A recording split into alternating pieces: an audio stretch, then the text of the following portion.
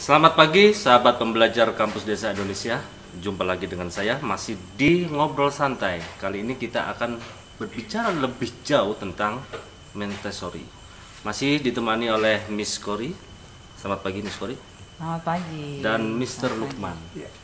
Tentunya dengan teman kecilnya Quina. Jadi ini sponsor by Quina.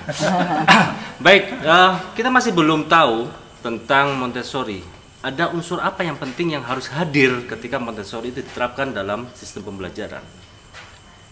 Miss Kori, apa sih persiapan yang wajib ada sebelum Montessori ini? Atau bisa disebut sebagai metode pembelajaran Montessori? Iya, yang pertama tadi kan kita sudah bahas ya sebelumnya tentang Children Center. Yang kemudian yang kedua adalah prepared environment. Jadi lingkungan yang disiapkan agar lingkungan tersebut dapat memenuhi kebutuhan anak untuk belajar. Seperti itu. Mereka mau belajar apa ya, kebutuhan mereka untuk yang mereka mau pelajari itu ada di situ. Jadi kalau mereka lagi membutuhkan untuk saya latihan konsentrasi, barangnya ada. Saya mau latihan mempertajam panca indera, saya ada barangnya. Jadi harus disiapkan lingkungannya supaya anak-anak bisa mendapatkan apa yang mereka butuhkan untuk belajar gitu. Dengar-dengar instrumen yang dibutuhkan dalam Montessori itu sebetulnya berbeda. Apa? Aparatus? Apa? Ya, bisa disebut aparatus boleh. Montessori materials boleh, peralatan Montessori. Oh gitu, nggak masalah ya. Nah, ini untuk kalau kita sekolah, anak kita sekolah, zaman saya sekolah dulu, ketika saya mendapat pelajaran di sekolah, kemudian di rumah kan saya juga harus belajar lagi nih. Nah, kalau di Montessori, di metode Montessori agar apakah pembelajaran, bukan. Pembelajaran Montessori di sekolah sudah oke, asik. Nah, ketika anak ini di rumah, bagaimana orang tua bisa mengondisikan agar itu juga inline sesuai dengan Montessori? Apakah Montessori bisa dilakukan juga di rumah? Mau bisa sekali. Artinya bisa orang tua juga harus beli? Oh, enggak harus. Ya, salah satunya kita sekarang ini kan mengadakan kegiatan namanya workshop Montessori.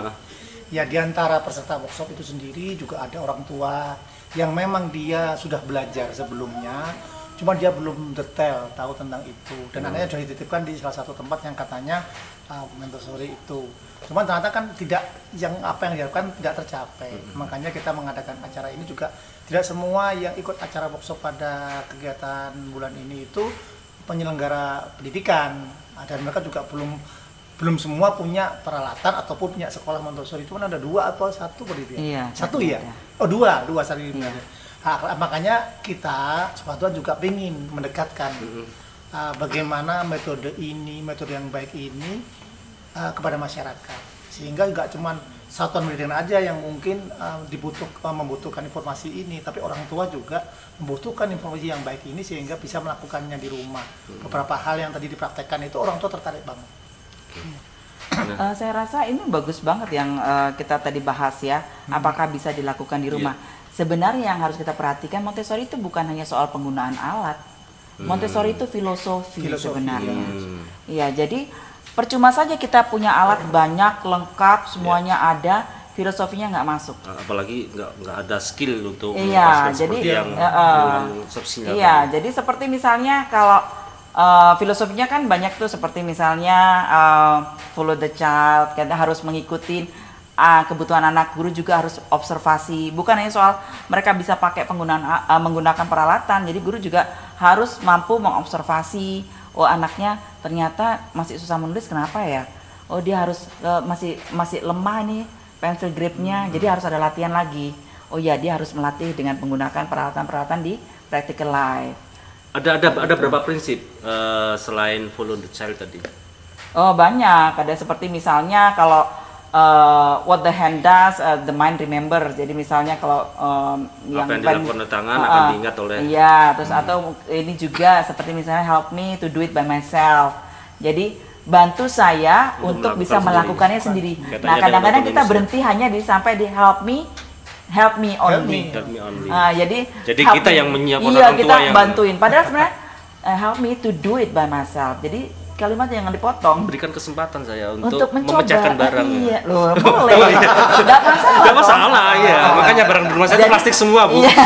Itu enggak boleh, malah enggak boleh ya. Boleh. Kadang-kadang kesalahan itu enggak belajar gitu. Nah, padahal kan kita kan motonya gitu loh, kita. Saya besok beli sangu, Bu. Enggak jadi Tupperware. Kalau plastik anak-anak enggak punya awareness.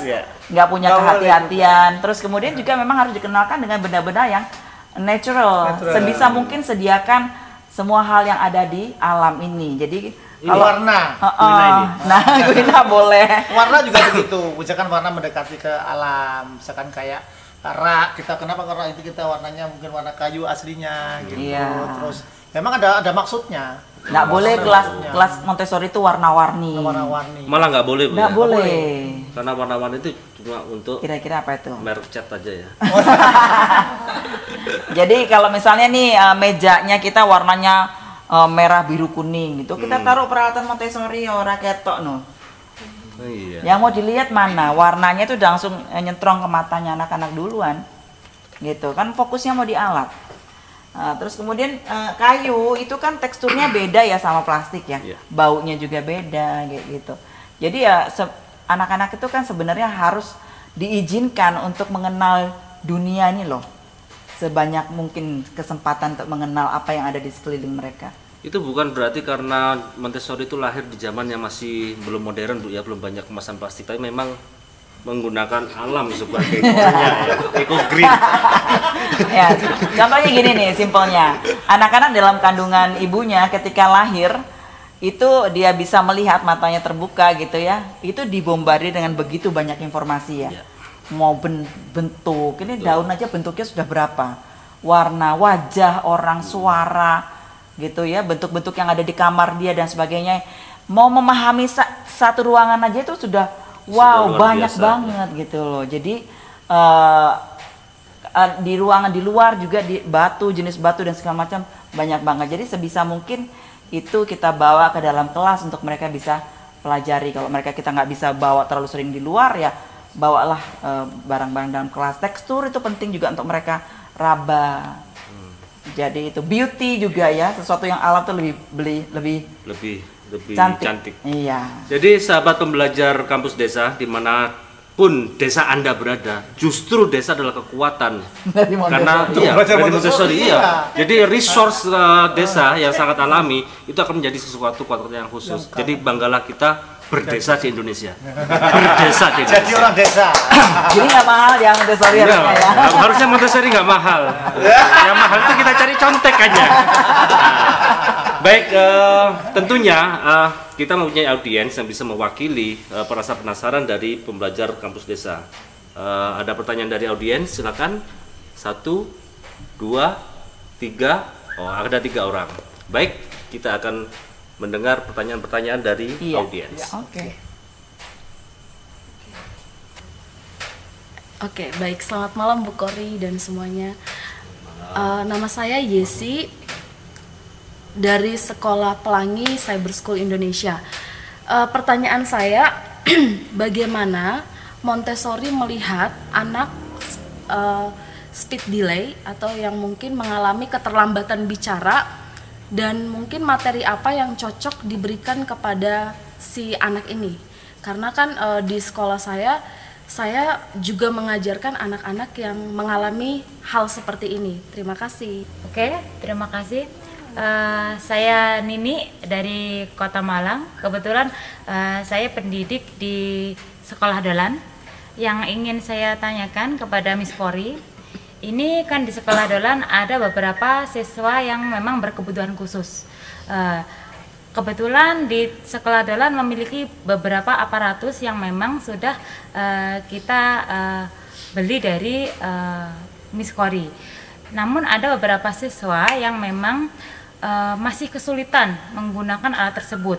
Nah, bagaimana cara guru untuk mempermudah anak tersebut supaya lebih nyaman menggunakan aparatus Montessori, terutama buat anak yang ADHD sama yang Down syndrome, karena memang kalau anak Down syndrome yang memang kami miliki itu kalau menulis itu masih selalu gede-gede, padahal sudah 3 tahun di tempat kita sudah berulang kali kita ajarin, tetapi tulisan tetap masih gede-gede, padahal yang lain sudah oke. Itu mungkin permasalahan dari kami, mungkin dari Miss Kori bisa memberikan arahan bagi kami supaya anak-anak nanti bisa lebih bagus lagi dan peralatan atau aparatus Montessori bisa digunakan secara layak ataupun tepat untuk anak-anak yang berkebutuhan khusus. Terima kasih atas waktunya. Saya Mr. James atau nama lengkapnya Jamil.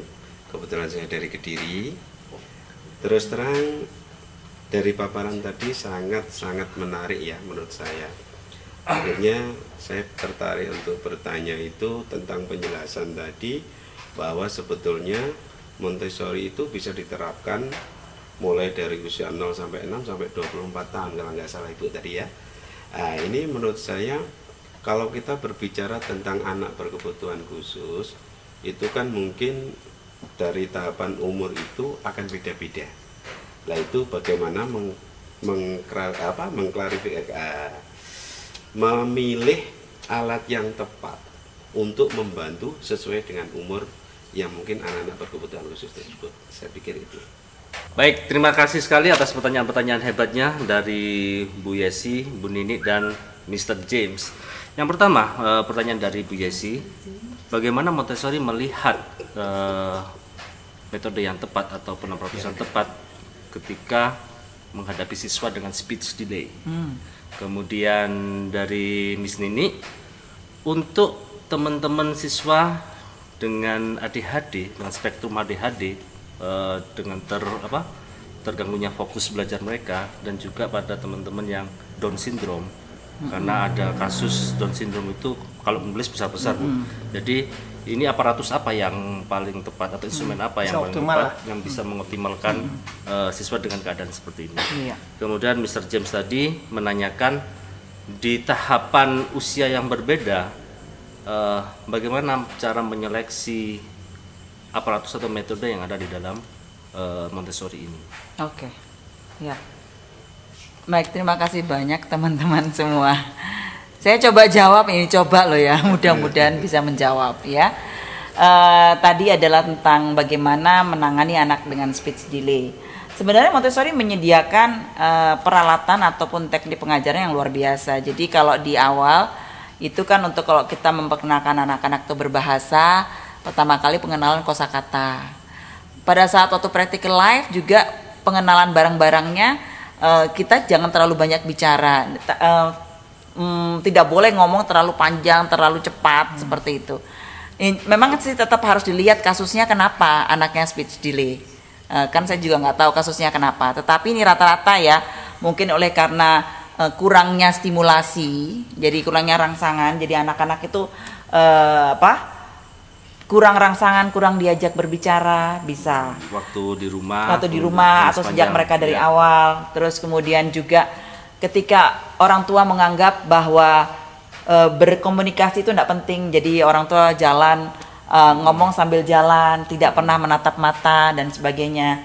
Anak-anak melihat orang tua berbicara, menyediakan waktu khusus, jadi berbicara itu nggak penting, bisa juga. Atau bisa saja di rumah atau di lingkungannya semua kata-katanya cepat, ngomongnya misalnya cepat dan banyak instruksinya. Mau mandi aja bilangnya, ayo mandi, nanti kamu terlambat tuh, sudah jam berapa, mama mau pergi, habis ini kamu mesti makan, panjang. Jadi anak hanya dengannya noise gitu, cuman jadi, bising aja, nggak tahu informasi mana yang mau diambil. Jadi kadang-kadang mau dikatakan ini ngomong apa gitu ya, terlalu banyak instruksi atau kata-katanya panjang. Atau bahasa yang digunakan ganti-ganti. Kadang nggak konsisten, jadi misalnya saya orang Jawa juga, wong Surabaya, terus ngomong kadang-kadang aku ngomong Jawa, kadang ngomong Inggris dalam satu kalimat, ataupun kadang anak jadi melihat kita, aku enaknya ngomong Jawa atau ngomong Inggris atau ngomong bahasa. Dan pilihannya adalah diam. Iya. Speech delay lah. Saya bahkan punya murid itu yang orang tuanya tuh ibunya Indonesia, bapaknya Jepang. Terus mbahnya orang Sunda. Mbaknya tuh orang Sunda. Akhirnya mother tongue-nya Neni pembantunya. Nah, waktu ke sekolah coba satu kalimat itu ada bahasa Indonesia, bahasa Jepang, bahasa Sundanya. Saya sampai ini ngomong apa? Tunggu sebentar gitu ya. Nah, itu susah. Jadi memang kadang-kadang itu yang membuat anak jadi speech delay. Jadi harus dilihat masalahnya apa, kan banyak ya. Nah, kalau di Montessori tentunya ada kayak seperti itu. Jadi ngenalin kosakata satu-satu. Tadi kan diajarkan ya, tentang benda-benda yang ada di dalam ruang tamu ada apa saja. Kita kan ngomongnya pada saat mengenalkan ya hanya mengenalkan ini lampu, ini sofa, ini meja. Mana lampu, mana sofa, mana meja. Ini apa, ini apa, ini apa. Nggak kemudian, sofa, di rumah kamu ada sofa ya? Banyak, warnanya apa? Mau mengenalkan satu kata aja kita panjang juga gitu. Kalau sudah anaknya punya masalah kayak gitu, kita mesti harus lebih pelan, lebih satu-satu. Kalau kita mau nyuruh anak mandi misalnya di rumah, kita sarankan sama parentsnya, mau ngomong mandi ya mandi saja. Yuk mandi, selesai. Jangan yuk mandi kamu sebentar lagi mau apa kayak gitu. Kalau sudah tahu anaknya ada speech delay. Oke, jadi nggak perlu lagi. Ayo mandi biar kamu cantik, kamu wangi. Boleh buat istri. Baik, untuk yang pertanyaan kedua, bagaimana tadi, memilih aparatus yang sesuai tentang apa untuk pada anak Down syndrome sama ADHD. Ya. ADHD ini kan nggak bisa diem ya. Ya. Jadi anaknya sangat aktif gitu ya.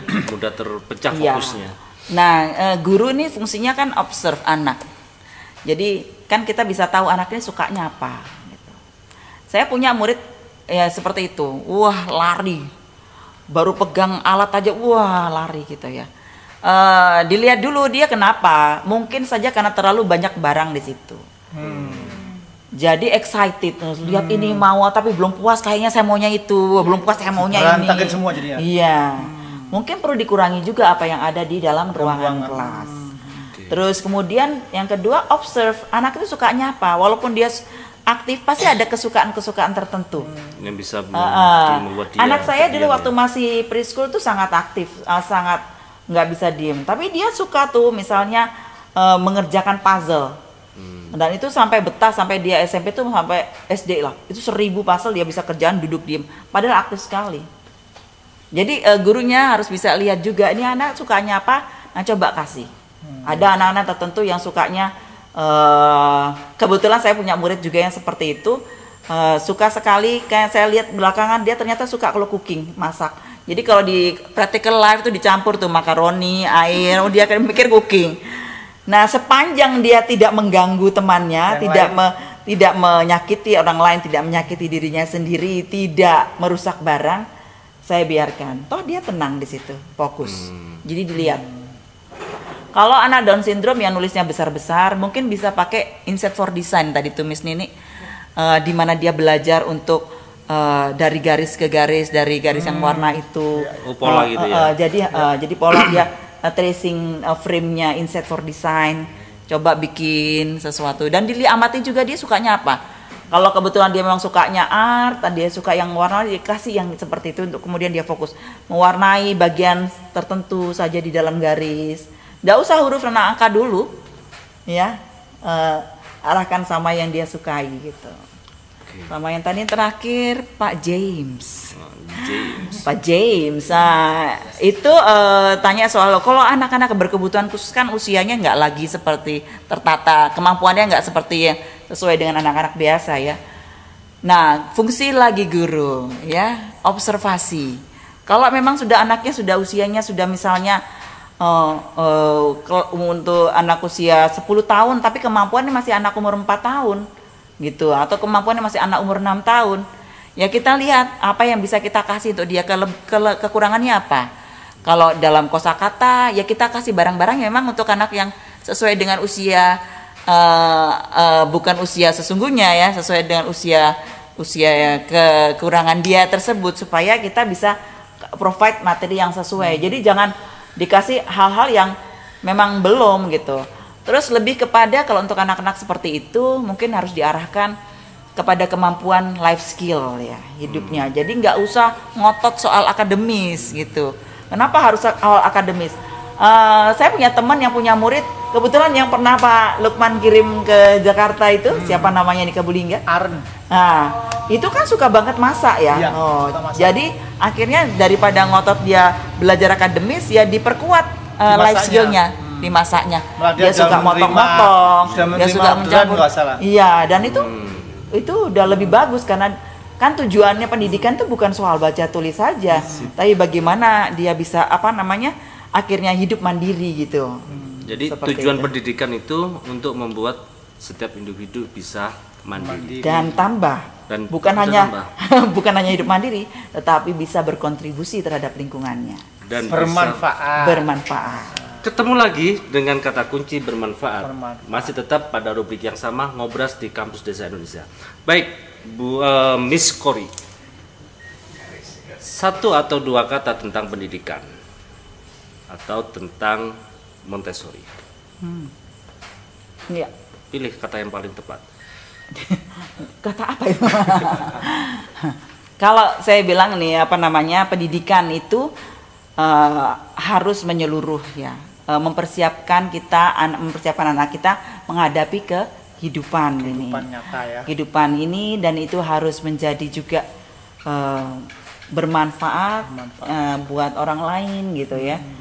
Itu yang bisa saya katakan. Jadi jangan hanya melulu soal ya akademis atau untuk diri saya, tetapi lebih kepada untuk orang lain. Terima kasih Miss Kori untuk perbincangan yang sangat luar biasa sekali. Tentunya masih penasaran para pembelajar, sahabat pembelajar Kampus Desa Indonesia. Kalau ingin tahu lebih banyak tentang Montessori atau tertarik dan ingin belajar, sahabat pembelajar ini harus menghubungi siapa atau di mana? Sebenarnya kalau di Indonesia itu ada organisasi Montessori Indonesia. Cuman mungkin ada di Jawa Timur atau di Malang mungkin belum semua tahu. Nah, makanya kali ini kita Sekolah Dolan bersama dengan owner dari Joyful Montessori tadi itu, kita ingin mendekatkan. Tadi kalau misalkan di Malang kita bisa datang ke Sekolah Dolan, karena Sekolah Dolan juga sudah punya beberapa peralatan yang cukup untuk bisa belajar tentang itu, dan moga-moga nanti juga bisa membuat suatu kegiatan yang mendekatkan lagi guru-guru mengenal lebih detail atau lebih supaya bermanfaat tadi kembali. Gitu. Baik, terima kasih Mr. Lukman, Miss Kori, sahabat pembelajar Indonesia. Pendidikan bukan hanya untuk atau melulu masalah akademis. Pendidikan adalah untuk menumbuh kembangkan diri sendiri, bisa menjadi mandiri, dan yang paling penting bisa bermanfaat bagi orang lain. Sampai ketemu lagi pada acara ngobras berikutnya. Jangan lupa like, subscribe, dan komen di channel YouTube Kampus Desa Indonesia. Assalamualaikum warahmatullahi wabarakatuh. Terima kasih. Terima kasih. Baru kali ini ngobras tutupannya ada salaman.